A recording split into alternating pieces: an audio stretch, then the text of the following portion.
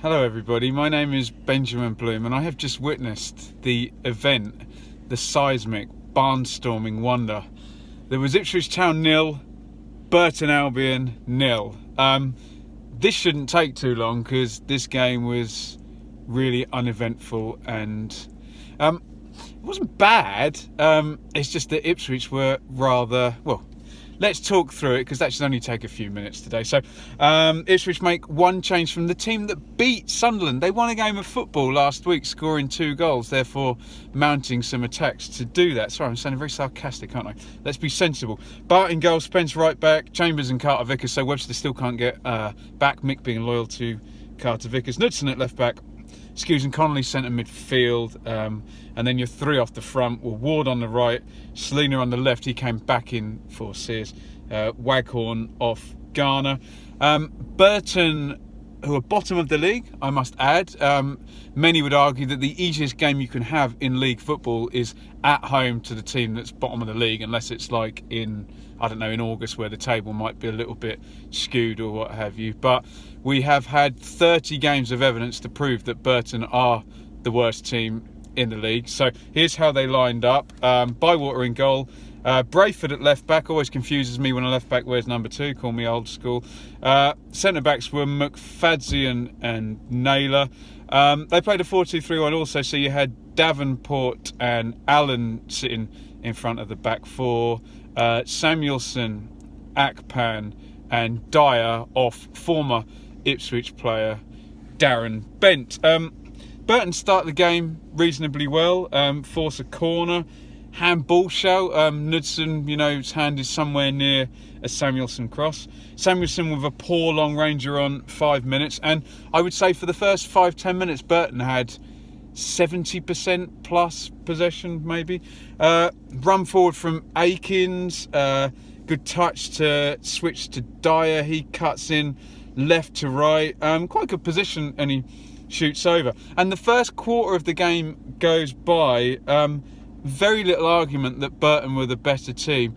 Ipswich just not there at all, not at it, not on the ball, nothing really. That's all I've got to say. Dyer takes a yellow for a pullback on Ward on 24. Samuelson with another effort, a long ranger from him, well over the top. Burton counter-attack on 37, getting to a good spot.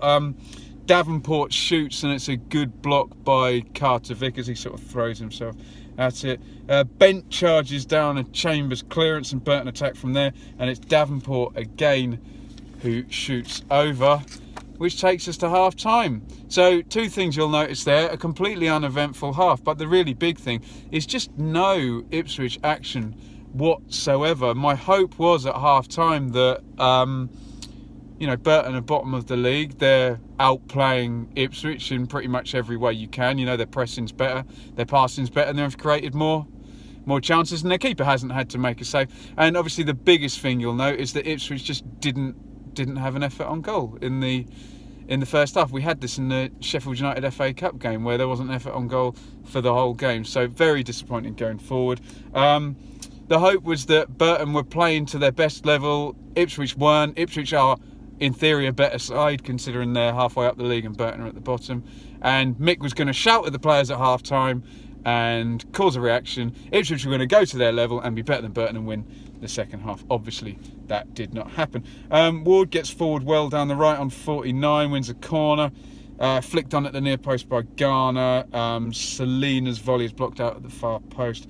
But long kick down to the left back position. Brayford gets a really good header and it goes behind Carter Vickers. Now Bent and Carter Vickers are in a foot race and Bent is strong, he gets his body in, Carter Vickers can't touch him. Darren Bent is clear through on goal, he opens his body up, he tries the right foot, side foot around. It's a good save by Bart with his feet. Bent should have scored, he was in behind.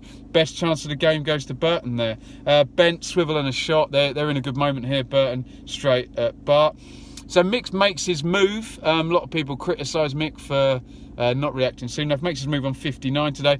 Like for like swaps though, and we'll go into the tactics a bit at the end of the video, and maybe there needed to be a change of a change of shape or a change of style. Mick didn't do that. He put Gleeson in for Connolly, presumably in order to try and keep the ball better, and he put Carayel in for Ward. I wasn't at Sunderland, but apparently Ward had a good game last week, so shame he only lasted an hour today.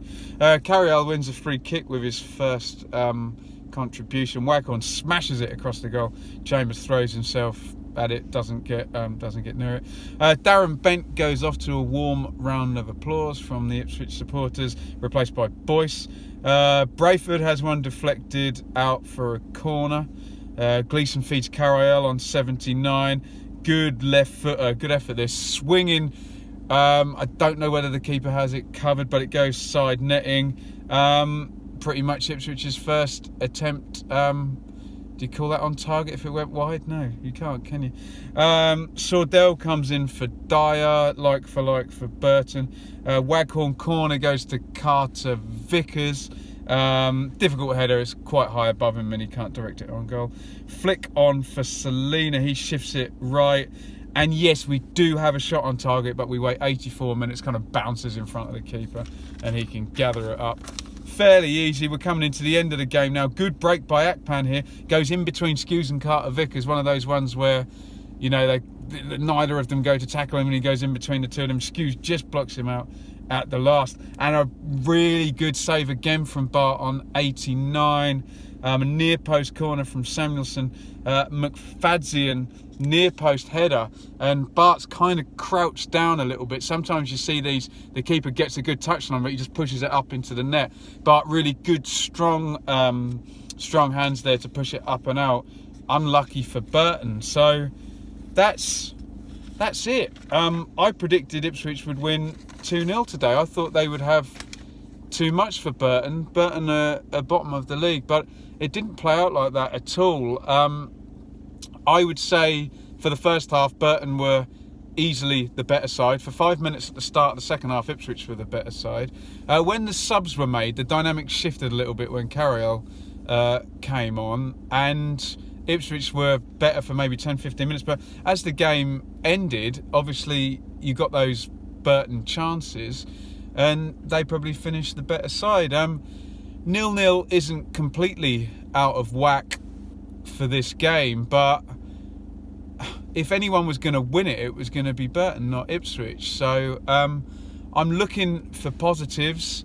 I think what most people will say is that Carayel, when he came off, looked quite good fun. He skipped past a couple of players once or twice, had that good shot with his left foot, he can kick with both, put in a couple of good crosses, and it was just something different for the Ipswich fans, a kind of dribbling winger. Whether he can fit to the 4-2-3-1, we'll see, but he did himself no harm with that contribution. A clean sheet is a clean sheet. Chambers and Carter Vickers looked reasonably solid, although they did get left on the ball quite a lot of times and failed to use it too well. I suppose you'd make Ipswich's star man Bart, because he saved a one-on-one and he saved that close-range header, and that could have been a 0-1 away win for Burton if not for him.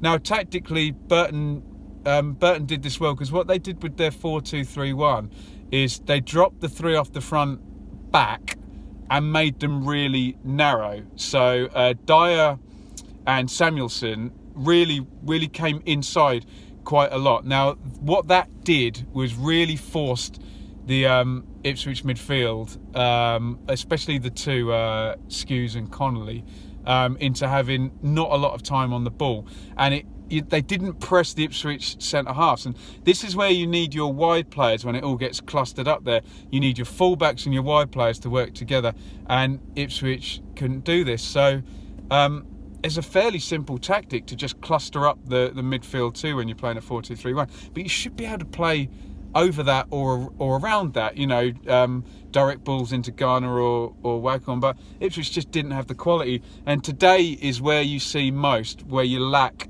a player who's like Emir Hughes or Andre Dezelle or Ted Bishop, a player who is a centre midfielder but can link up with the forward guys. I would even say Ipswich missed David McGoldrick today, because the ball did not stick in the forward areas in any way at all. It was a really poor performance, and I think the thing that is more annoying is it wasn't a terrible performance. I really criticised the Bolton game, because both sides were playing badly. It was just a bit limp and pathetic. And, you know, Burton asked the question of Ipswich, can you play through us if we drop in tight like this? And the answer was a big, resounding no. Where does this leave Ipswich? If they play like this, I know they won't because of the, you know, the kind of atmosphere and the occasion. If they play like that against Norwich, they're definitely not going to beat Norwich, which is a pretty sad thing to say. I was kind of looking forward to this. You know, they've beaten Leeds and lost to Wolves. They've gone away to Sunderland and won. If you win today, you're kind of actually in all right form, you know, because you've won some games all fairly close together, and you go into the Norwich game. Now I go into the Norwich game a little bit concerned, but surely the occasion will see a much better performance than that. In terms of Burton, they always manage to get out of it. I think they got their tactics right, and some would say Ipswich were there for the taking. If they'd have had a little bit more up front today with Ben, maybe they could have done it. For Burton, I thought Davenport and Brayford were probably the best players. Davenport looked neat and tidy, and Brayford's one of those captains who tries to take responsibility and get forward a lot. Anyway, I can't believe I managed to do 11 minutes on that game. Really interested comments from Ipswich fans about today. What went wrong? Why couldn't they play around Burton's clustered midfield? Why couldn't they play through it? Why didn't they have the quality? And where does this leave Ipswich ahead of the Derby game? It's kind of put a big doubt on it, you know, if there wasn't one already. If there's any Burton fans watching, I'd be interested in your comments. Are you pleased with that performance? Is that a good point? Or should you really have won it with bench chance and McFadzean's at the end? Thank you as always for watching. Please give me a thumbs up on the video if you enjoyed it. Whether you agree or disagree with me, please comment. Always interested in the chat there and everyone's opinions. Give me a follow on Twitter at Benjamin Bloom, and give me a subscribe to this channel. Not looking forward to the Derby so much as I was now. Thanks for watching, and see you next week after the Norwich game.